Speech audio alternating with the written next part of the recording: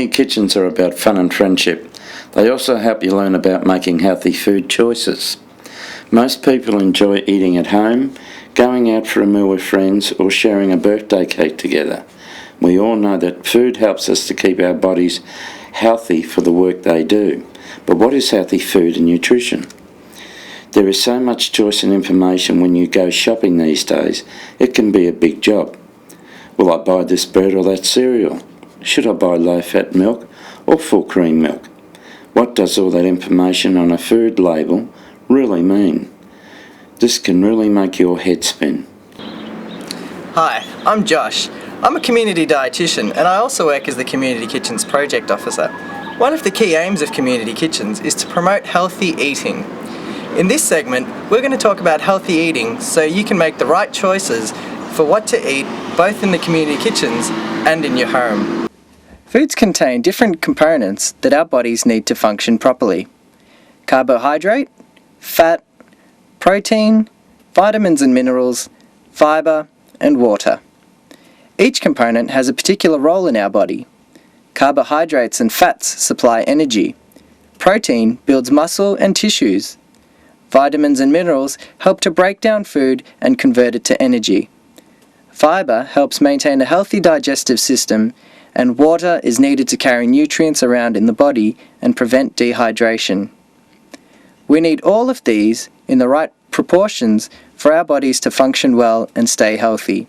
The Australian Guide to Healthy Eating recommends that we enjoy a variety of foods, drink plenty of water, exercise regularly, and take care to limit those tempting extra foods like chips, cakes, and sweet drinks. The next step is to demonstrate how to put all this together to enjoy a variety of foods every day. I'm about to make a healthy and nutritious meal from scratch, using a traditional recipe with some healthy modifications. But first I'm going to go to the supermarket to pick up my ingredients. While I'm there, I'll introduce you to the 5 main food groups: breads and cereals, vegetables, fruits, dairy and dairy alternatives, and meat alternatives. We do our food shopping at many different places, but most of us find ourselves in a supermarket at some stage. So let's see what we can find here first. We need to make sure we eat plenty of cereals. Now these foods include breads, rice, pasta, noodles, and cereals. These foods provide us with energy, vitamins and minerals, and fibre. Try and choose the whole grain options or the higher fibre versions. For lunch today, I'm going to be cooking up a lasagna. Lasagna, or pasta, is one of the foods in this group. We need to make sure we eat plenty of vegetables. Try and get as many different colours as you can because the different coloured vegetables contain different vitamins and minerals. We need to try to have 5 serves of vegetables every day. Now a serve of a vegetable is half a cup of cooked veggies or 1 cup of salad vegetables. For lunch today, I need to get some carrots, some mushrooms, celery, onions and garlic. Just like with vegetables, we need to try and have as many different types of fruit in our diet as possible. Now, we need to try to have 2 serves of fruit a day. A serve of fruit is either 1 medium piece of fruit, like this apple over here, or 2 smaller pieces of fruit, like these 2 mandarins over here. Fruits and veggies are also a great source of fibre, which we need to keep our bodies healthy. Another food group is dairy and dairy alternatives. These foods provide us with protein and calcium. We need to try to have around 3 serves of these foods a day. Now a serve is equal to 1 cup of milk, or 2 slices of cheese, or 200 grams of yogurt. When you're choosing these foods, try and choose the low-fat alternatives as they're far better for you.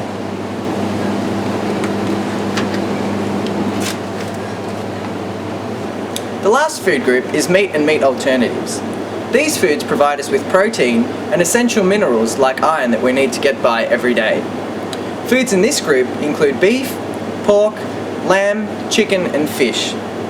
They also include meat alternatives such as beans, legumes, lentils, eggs and tofu. Choose lean options and items with minimal visible fat. 1 serve of meat is about the same size as the palm of your hand, or roughly 100 grams. Examples of meat alternatives include 1 cup of lentils or beans or 2 eggs. It's important to include fish in your diet at least twice a week. A serve of fish is 80 to 120 grams, just like this small can of tin tuna. When we choose from the 5 food groups, we know we are getting the daily nutritional needs for our bodies to work well. Of course, we also enjoy special occasion foods such as chocolate, cake, biscuits, lollies and soft drinks. We call these foods extras. And when you think about it, it's amazing how many of these extra foods we eat every day. We need to limit these as much as possible, as they give us lots of energy, fat, sugar and salt, but little or no other nutrients. I'm just about done shopping for today, but before I leave the supermarket and go back to do some cooking, there's one more tip that I'd want to run past you. Shopping can be a big job with so many choices to choose from, and food labels can give us a lot of information that's essential to us making the right choice for ourselves. I've got a food detective here that's going to help us when we look at food labels to make the right choices. When reading food labels, you have to look at 3 things. The first is any nutrition claims. You have to ask yourself whether the product is really what it's claiming to be. The second is the nutrition information panel. You can see here that even though the product claims that it is baked and not fried, it still has a lot of fat in it.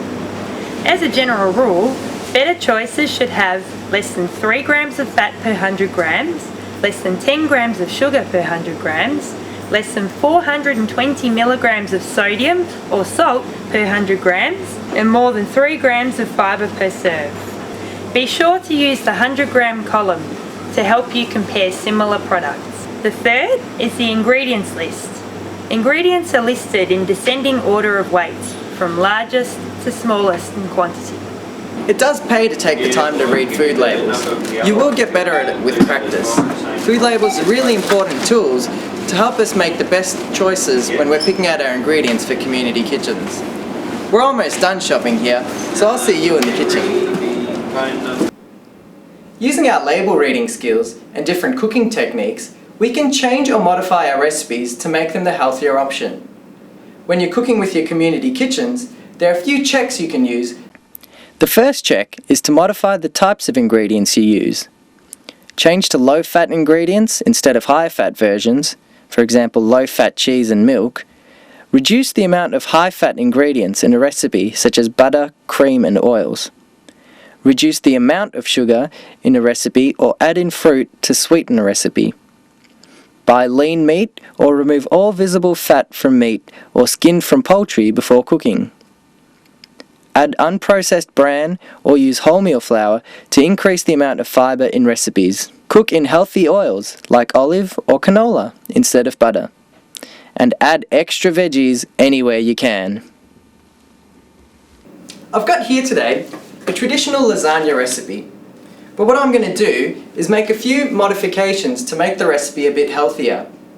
First of all, when I'm making the sauce, the recipe called for full fat milk. Instead I'm using low fat milk. The recipe also called for butter. But butter is full of bad fats, so instead of using butter, I'm going to use margarine. Another thing the recipe called for was bacon. Bacon can also be full of the bad fats that we don't need in our diet, so I'm going to take the bacon out. When I was choosing my mince, I chose the lean mince. As you can see, there's very little visible fat on it. I'm also going to cut down on the quantity of mince that I use. And to replace the mince that I've taken out, I'm going to add in these red kidney beans. Red kidney beans are full of fibre, whereas mince, not so much full of fibre. In addition to all this, I'm going to add lots of different veggies with different colours to add in all those vitamins and minerals we need to work well. The second check involves healthy cooking methods. For example, I'm almost done browning this mince here, and when I do, to get rid of all the extra fat, I'm going to turn it onto this paper towel. Just getting rid of any extra fat that might be in the mince or from oils that were used in cooking.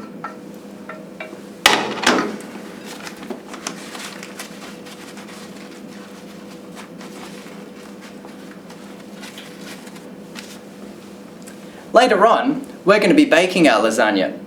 Baking is a really good, healthy cooking technique. Other good cooking techniques that you might want to try are grilling, steaming, and stir-frying. I'm going to finish up here, and then we're going to go visit Michelle at the Salvation Army Community Kitchen to see what she does in her community kitchen about making the right healthy choices. So Michelle, how did the Saucy Salvos practice good nutrition guidelines that you learned in the facilitator workshop? Before I started as a facilitator, I went to the Community Kitchen's nutrition workshop. So we learnt about budgeting and healthy eating, and we sit down as a group and plan our meals and plan healthy food choices with our meals. So we sit down as a group and we plan our meals, and we decide that to make healthy food choices, we add extra veggies into our meals every week. And we also check our community garden. We've got a local garden where we can add extra produce from the garden, which makes our meals cheaper as well. And seasonal veggies, we try and actually add seasonal veggies to our meals, and that makes it a lot cheaper. So Michelle, what do you do if the participants pick an unhealthy recipe to cook? So Josh, we have a look at the recipe and we try and substitute things such as veggies into the recipe. So if there's extra meat, we might take some of that out and put some beans or mushrooms and cut up some mushrooms and substitute that, which also makes it cheaper. So Michelle, what are some other examples of the way that you practice healthy eating in this community kitchen? Josh, what we do is we try and use different healthy cooking methods such as stir frying or microwaving or steaming. And another example is we get our participants to try different types of foods that they might not have tried before, maybe such as curry, tofu and legumes. Sounds fantastic. Thanks for your help today, Michelle. You're welcome, Josh. Learning about healthy eating and good nutrition is a great adventure with many good meals along the way. Community kitchens provide you with an opportunity to try a great variety of different foods. By using what you've learned in this segment, you'll be able to make the right choices both in your community kitchens and at home.